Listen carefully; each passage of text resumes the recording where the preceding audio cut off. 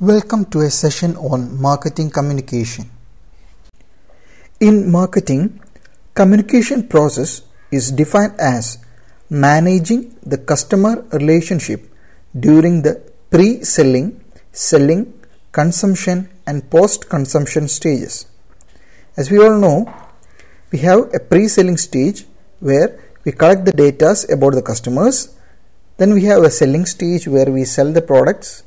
Then third one is the consumption stage where the customer buys the product, and then post-consumption stage where we have the after sales services. In all these different stages, communication process is very important. Now let's look the elements of communication process or macro model of communication. The various elements of communication process includes sender, encoding, message, decoding, receiver and feedback. A message from the sender is passed on to the receiver. The sender encodes the message and sends it to the receiver. The receiver, at the receiver end, he decodes the message and later on he sends his feedback as a response to the sender. Throughout the medium or the channel of communication, there is a possibility of noise or hindrance to the communication process. So these are the major elements of communication process.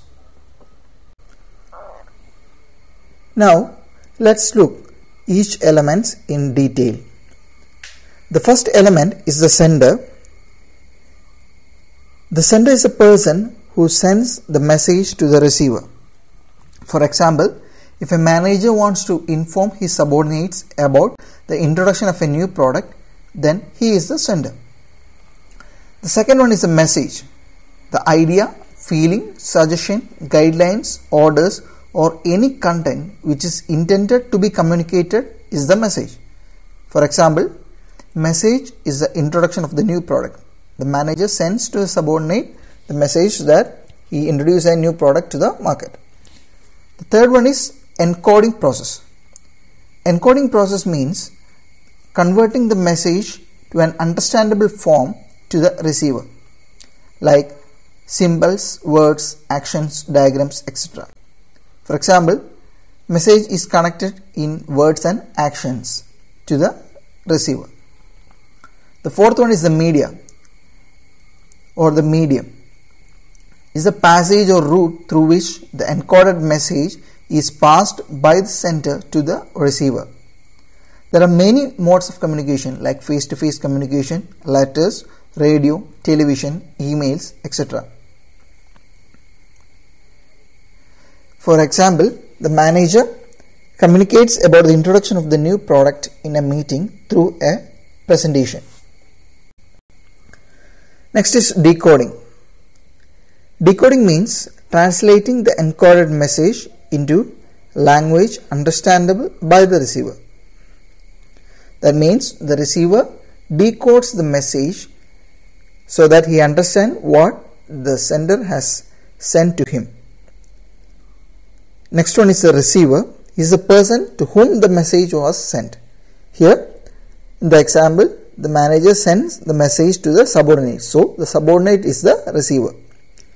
Next is the feedback. It is a response of the receiver. It marks the completion of the communication process. Only with a proper feedback, the sender will understand whether the receiver has properly understood the message. The last one is the noise. It is a hindrance in the process of communication. It can take place at any step in the entire process. It reduces the accuracy of the communication.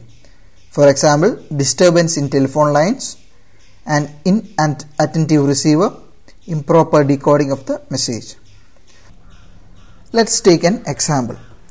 Now, I am presenting before you the communication process or the elements of communication. So, I am the sender here and you are the receiver. I am encoding the message or the elements of communication process into an understandable form to you. That is, I am making a presentation here. You are receiving the presentation and you are reading or hearing the message. So at that end you are decoding the message, and feedback can be sent to me whether you understand the message or understand the topic or not. Here we have the noise, which is the hindrance to the communication process. That can be a phone call to you which does not allow you to listen to the message properly, or any such disturbance at the receiver end or the sender end. So this is the major elements of communication process. What are the various steps in developing effective communication? There are mainly 5 steps. First one, identifying the target audience. Second, determining the communication objectives. Third one, designing a message. Fourth one, choosing media. And finally, collecting feedback. The first step is identifying the target audience. Who are our target audience? They may be individuals, groups, special publics, or general publics. They can be a potential buyer who can buy the product. They can be the current users. They can be those who make the buying decisions, or those who influence the buying decision. The second step is determining the communication objectives. The buyer readiness stage includes 6 various stages. First one, awareness, then knowledge, liking, preference, conviction, and purchase. In the awareness stage, we need to create an awareness about our product to the target audience through advertising and promotional programs. This increases the awareness about our product to the target audience. In the second stage is the knowledge stage, where the target audience acquires knowledge about what we offer. They study more about our product and understand what are the qualities or offerings that we give to them. The third is the liking stage, where the target audience starts liking our product, or they feel positive about our product over the competitor products. The fourth one is the preference stage, where the consumer prefers your product over the competitor's offering. So the liking is converted to a preference over the competitor products. The next one is conviction. Now the target audience need to be convinced about our product and our offerings. So this can be done through personal selling and advertising. The final stage is the purchase stage, where the conviction is converted to a purchase. The customers buys our product, and we have to build a solid relationship by helping the customer make the right purchase. Next is designing a message. An IDA framework is used to design a message. While designing a message, the message content, the structure, the format, and the source of the message are very important.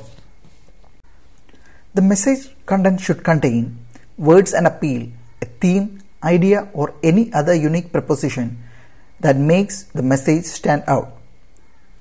There are mainly 3 types of appeals: rational appeal, emotional appeal, and moral appeal. In the rational appeal, it gives details about feature, price, popularity, quality, long life, and performance about the product. In emotional appeal, it showcases the emotional effectiveness of the target audience. It can be positive emotions, negative emotions, fear, anxiety, humor, etc. In moral appeal, details about social awakening and justice, clearer and safer environment, equal rights for women, prohibition of drugs, etc. are detailed. Let's look into some examples. First, we have the advertisement of Nissan Kicks. It's an example for rational appeal. In this advertisement, details about the product quality, product features, product price, etc. are given. This is an example for rational appeal.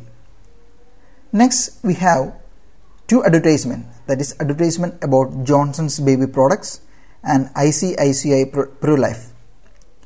The first advertisement regarding the Johnson's product, the emotional appeal of a mother and a baby is shown. Next is the ICICI Pru Life insurance policy advertisement, where the changing lifestyle and rising pollution creates an anxiety in a person's mind to go for an insurance policy. Next is a moral appeal. Two advertisements are shown here, UNICEF advertisement and Amul advertisement. The UNICEF advertisement gives a moral idea about to share our items with the needy people. In the Amul advertisement, it's a social awakening advertisement regarding women empowerment. Next is about the message structure or about the body of the message. There are mainly three issues in creating message structure. The first one is the decision whether to draw a conclusion or leave it to the audience. The second one is the issue regarding whether to present one-sided arguments, that means showcase the product strength only, or two-sided arguments, that is regarding the product strength and weakness. The third issue is regarding the order of presentation, whether the strong argument should be stated first or the last. Another important thing is regarding the message format. In print media, the headlines, the text, colors and the visuals all are important. In radio, the performance of the announcer is the important factor. In televisions, the look of the models, background settings in the shots are very important. The message format is really important to grab the attention of the target audience. Next is the source of the message. The person or the source who is communicating the message should be genuine or a credible communicator. For example, we cannot assume a shampoo ad with a model with short hair. So, for presenting a shampoo ad, it should be a model with long hair. The next example shows the advertisement of Sensodyne toothpaste. For that, they use a dentist for presenting their advertisement. So this gives a clear genuinity about the product. The next step is the media decision, where we want to publish our advertisement or communication data. We have to choose a proper channel or media for communication. They can be personal communication channels or non-personal communication channels. In personal communication channel, two or more people communicate directly with each other can be a source. An expert channel where expert promoting company's product like medical representative can be a source. An advocate channel, a person hired by company, for example in an insurance policy, they can be a source. Then the social channel, that's the word of mouth. All those are examples for personal communication channels.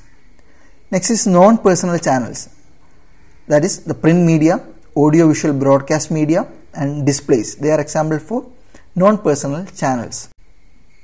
The most important thing to make the communication effective is to get the feedback from the receiver. Only with proper feedback we can understand whether the receiver has properly understood about what we have conveyed. The feedback can be the rate of buy or a proper feedback form. Any other method can be used for feedback.